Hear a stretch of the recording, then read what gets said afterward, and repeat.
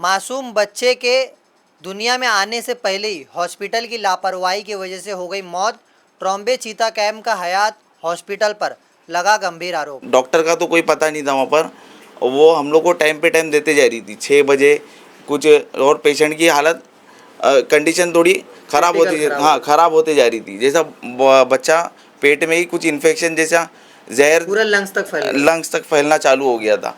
Patient की तबीयत और भी ख़राब होती जा रही थी। 9 साढ़े 8 बजे के टाइम पे कुछ हमको बताते कि वो डॉक्टर मना कर रहे और ये कहीं और हॉस्पिटल में लेके जाओ, आप वहाँ पर करवा लो।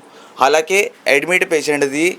उसके बाद उन्होंने हम लोग वहाँ से कुछ थोड़ा बहुत हम लोग बोले उसको कि ऐसा क्यों कर रहे हो आप लोग, तो बोले नहीं हमारे पास ये सुविधा नहीं है, इसकी अवेलेबल नहीं है डॉक्टर भी। हम वही पूछे इतना टाइम क्यों किया आप लोग ने, जब नहीं हो रहा था तो आप सुबह ही बता देते, हम चले जाते। हाँ, फिर वहाँ से हम लोग सूर्या हॉस्पिटल पहुँचे। सूर्या हॉस्पिटल मालूम ऐसा पड़ता है कि जो एलसी मानी की रिपोर्ट थी वो 10 तारीख की थी, वो डेट उस पर लिखा हुआ था 3 तारीख, 3 अगस्त का डेट लिखा हुआ था उस पर, जिसके वजह से वो सूर्या हॉस्पिटल में जो डॉक्टर थे वो रिपोर्ट के बेस पे उन्होंने बोला कि 3 तारीख को बच्चे का डेथ हुआ है, और हालांकि रिपोर्ट किया है 10 तारीख के दिन। तो उधर से उन्होंने लिख के दे दिया कि भाई ये थोड़ा मैटर सीरियस है, हम नहीं ले पाएंगे। MUBS की मेरे हिसाब से उसके पास डिग्री होगी, उससे ज़्यादा कुछ नहीं होएगा उसके पास। हाँ, वो मेरे को ऐसा लगता भी नहीं है कि कोई डॉक्टर है वो। और क्लिनिक का उनको परमिशन रहेगा, बहुत से बहुत क्लिनिक चला सकते, इतना बड़ा हॉस्पिटल चला रहे जिसके पास कोई फैसिलिटी नहीं है। हाँ, ICU तो उसमें तो है ही नहीं ना, इमरजेंसी पेशेंट आता है खाली वो लगाते हैं ग्लूकोज, और जब कुछ केस सीरियस होता है तो फिर सीधा बोल देते हैं कि आप लोग लेके चले जाओ। मुंबई टीवी हर खबर सच के साथ। मैं हूं अफजल शेख और आप देख रहे हैं मुंबई टीवी। ट्रॉम्बे चीता कैंप इलाके के डी सेक्टर में रहने वाला एक परिवार जो कि डिलीवरी के लिए और कुछ बेसिक उसे बीमारी होता है, उस चीज़ को लेकर के वो हयात हॉस्पिटल जाता है। और हयात हॉस्पिटल जाने के बाद उसे ये नहीं पता होता है कि जिस बच्चे को दुनिया देखना है उसी बच्चे की ज़िंदगी के साथ हयात हॉस्पिटल के द्वारा लापरवाही में मौत हो जाती है। अब इस मौत के बाद जिस तरीके का इल्ज़ाम इस हयात हॉस्पिटल पर लगा है, तो इसी हयात हॉस्पिटल के द्वारा अभी तक कोई ना कानूनी कार्रवाई की गई है और ना ही हयात हॉस्पिटल के द्वारा किसी भी तरीके का कोई इस मामले पर जवाबदेही जो है किसी ने रखा है।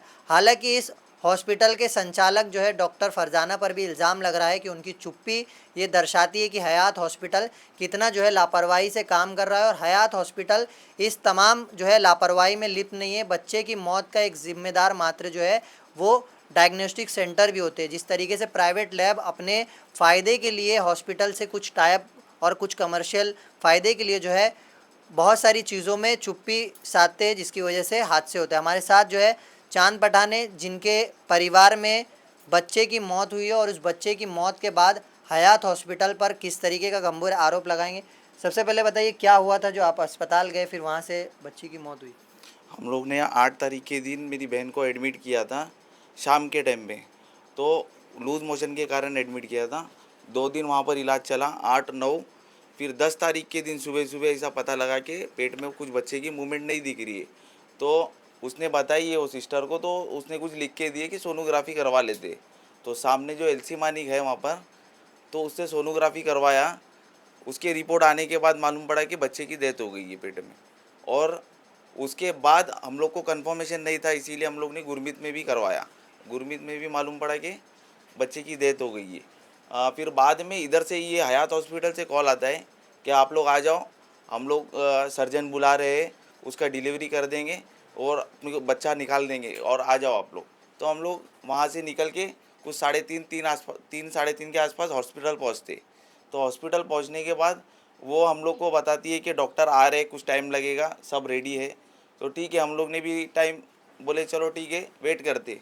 तो डॉक्टर का तो कोई पता नहीं था वहाँ पर, वो हम लोग को टाइम पे टाइम देते जा रही थी 6 बजे कुछ, और पेशेंट की हालत कंडीशन थोड़ी ख़राब होती, हाँ ख़राब होते जा रही थी। जैसा बच्चा पेट में ही कुछ इन्फेक्शन जैसा जहर पूरा लंग्स तक फैलना चालू हो गया था। पेशेंट की तबीयत और भी ख़राब होती जा रही थी। 9 साढ़े 8 बजे के टाइम पे कुछ हमको बताते कि वो डॉक्टर मना कर रहे और ये कहीं और हॉस्पिटल में लेके जाओ, आप वहाँ पर करवा लो। हालांकि एडमिट पेशेंट थी। उसके बाद उन्होंने हम लोग वहाँ से कुछ थोड़ा बहुत हम लोग बोले उसको कि ऐसा क्यों कर रहे हो आप लोग, तो बोले नहीं हमारे पास ये सुविधा नहीं है, इसकी अवेलेबल नहीं है डॉक्टर भी। हम वही पूछे इतना टाइम क्यों किया आप लोग ने, जब नहीं हो रहा था तो आप सुबह ही बता देते, हम चले जाते। हाँ, फिर वहाँ से हम लोग सूर्या हॉस्पिटल पहुँचे। सूर्या हॉस्पिटल मालूम ऐसा पड़ता है कि जो एलसी मानी की रिपोर्ट थी वो 10 तारीख की थी, वो डेट उस पर लिखा हुआ था 3 तारीख, 3 अगस्त का डेट लिखा हुआ था उस पर, जिसके वजह से वो सूर्या हॉस्पिटल में जो डॉक्टर थे वो रिपोर्ट के बेस पे उन्होंने बोला कि 3 तारीख को बच्चे का डेथ हुआ है, और हालांकि रिपोर्ट किया है 10 तारीख के दिन। तो उधर से उन्होंने लिख के दे दिया कि भाई ये थोड़ा मैटर सीरियस है, हम नहीं ले पाएंगे। वहाँ से हम लोग निकल के DY पाटिल जाते। DY पाटिल में भी सेम कंडीशन, वो एलसी मानिक का रिपोर्ट 3 तारीख का और 3 अगस्त का, और हमने रिपोर्ट करवाया था 10 तारीख के दिन। तो वहाँ पर भी यही था, उन्होंने भी 2 पेज में लिख के दे दिए, 2 पेपर पूरा भर दिए और बोले कि साइन हॉस्पिटल आप लेके जाओ, क्योंकि यहाँ पर थोड़ा सीरियस हो गया पेशेंट, हम सीरियस पेशेंट है और थोड़ा इसको खर्चा भी ज़्यादा लगेगा, 1.5 से 2 लाख रुपए का खर्चा बताया। तो हम लोग ने वहाँ पर एक अपने इब्राहिम भाई हाँ, उन्होंने अपने को वहाँ से सपोर्ट किया कि उन्होंने फ़ोन लगाया साइन हॉस्पिटल में। साइन हॉस्पिटल में हमको बोले कि लेके आ जाओ पेशेंट को।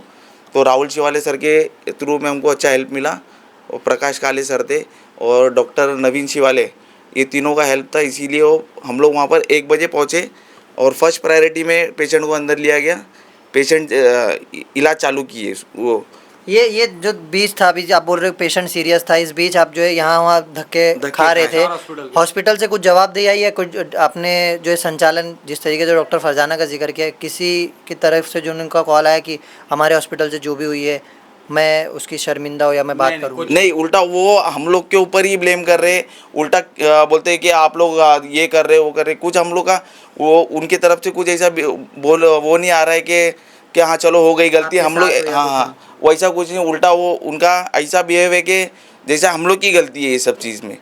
और वो डॉक्टर की डिग्री चेक होनी चाहिए सबसे पहली बात। वो हॉस्पिटल लीगल भी नहीं है, इनलीगल है, उसने खुद अभी बताया है, कुछ वीडियो उसका आया है, उसमें खुद वो बोलती है कि चीताके में कितने हॉस्पिटल है बता दो आप, लेके आके लीगल है।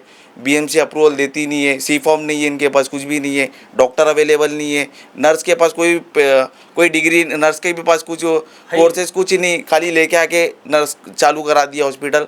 और इलाज के दौरान डॉक्टरों को फ़ोन लगाते कि ये पेशेंट आया, इसको क्या देना है, डॉक्टर अवेलेबल नहीं। वो फुटेज चेक कर लेना आप लोग, और CCTV में वो जो बोल रही है कि गायना वहाँ पर थी अवेलेबल, वो इलाज के दौरान वो गायना वहाँ पर है ही भी नहीं। वो खाली एडमिट के टाइम पे बोली कि हाँ एडमिट कर दो, उसके बाद 2 दिन उन्होंने क्या डोज दिया, खुद से रिपोर्ट बनाया होगा, मेरे को मालूम है। और रिपोर्ट भी नहीं, हाँ हमको रिपोर्ट अभी तक का आई नहीं है। इसके ऊपर सख्त जांच होना चाहिए, हॉस्पिटल के ऊपर, ये डॉक्टर के ऊपर, ये डॉक्टर है कौन और ये डॉक्टर कौन फॉलोअप ले रहा था ये केस का, इसके ऊपर जाँच होना चाहिए। और मैं एक ही चीज़ बोलूँगा कि चिदंबरम वाले को, मैं चिदंबरम वाले लोग को एक ही बात बोलना चाहूँगा कि यहाँ पर है ना, इलाज करने के टाइम पे आप देख दिखा के कोई हॉस्पिटल में जाते हो तो डॉक्टर देखो कि कौन सा डॉक्टर अवेलेबल है। जो डॉक्टर के पास MUBS की मेरे हिसाब से उसके पास डिग्री होगी, उससे ज़्यादा कुछ नहीं होएगा उसके पास। हाँ, वो मेरे को ऐसा लगता भी नहीं है कि कोई डॉक्टर है वो। और क्लिनिक का उनको परमिशन रहेगा, बहुत से बहुत क्लिनिक चला सकते, इतना बड़ा हॉस्पिटल चला रहे जिसके पास कोई फैसिलिटी नहीं है।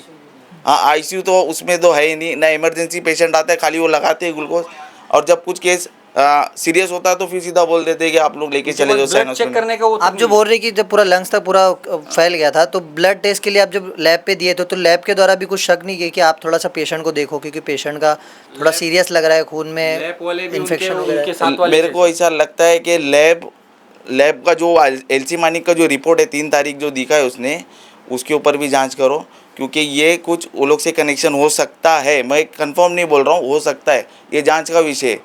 और फायर उसमें वो हॉस्पिटल में कोई से फैसिलिटी नहीं है, फायर ऑडिट नहीं है, ना एम्बुलेंस उसने दिया। एम्बुलेंस ने मैं कॉल करके एम्बुलेंस को बुलाया हूँ, जब मेरे को बोले कि यहाँ से आप लेके जाओ तो मैं एम्बुलेंस को फ़ोन करके बुलाया हूँ। एम्बुलेंस की फैसिलिटी भी नहीं है, वो हॉस्पिटल में एक्चुअल में कुछ मिलेगा नहीं आपको, उधर कुछ भी नहीं है। हाँ, तो जिस तरीके का ये मामला था, फूड FDA कमिश्नर तुकाराम मुंडे जी से भी इन्होंने लिखित में जो है शिकायत दे करके ये कहा है कि हॉस्पिटल और उसके इर्द गिर्द चलने वाले तमाम प्राइवेट लैब को जो है टेक्निकल तौर पर जांच किया जाए। जिस भी तरीके की डिग्री मान्यता प्राप्त होती है महाराष्ट्र सरकार के द्वारा, वो अगर नहीं है तो उस पर कठोर कार्रवाई की जाए, क्योंकि ऐसे बहुत सारे हॉस्पिटल है जो कि स्लम्स इलाके में बहुत ही धड़ल्ले से चलाए जाते हैं और उनके जिम्मेदारी जो है किसी भी पेशेंट की जान के साथ नहीं होती है, जिसकी वजह से आज जिस तरीके का मामला जो है इनके परिवार के साथ सामने आया है कि 31 वर्षीय महिला की जान के साथ खिलवाड़ किया गया और उसी की जान के साथ खिलवाड़ तो किया गया मगर उसके बच्चे को भी जो है पहले अगर वो बता देते कि क्रिटिकल हो सकता है और हम जो है इलाज नहीं कर सकते तो उन्हें दूसरे अस्पताल में भी रेफ़र किया जा सकता था, मगर उन्होंने अपने खर्चे को बढ़ाने के लिए और हॉस्पिटल के फ़ीस को बढ़ाने के लिए जो है ये तमाम ढोंग रचा, जिसकी वजह से आज एक बच्चे की मौत हुई है। फिलहाल हयात हॉस्पिटल पर हुई इस आरोप को लेकर किस तरीके से जांच होती है और ट्रॉम्बे पुलिस किस तरीके से एक्शन लेती है, ये जो है अब इस मामले के उठने के बाद ये सवाल उठा रहे हैं। कैमरामैन आमिर सईद के साथ अब्दुल मुंबई टीवी।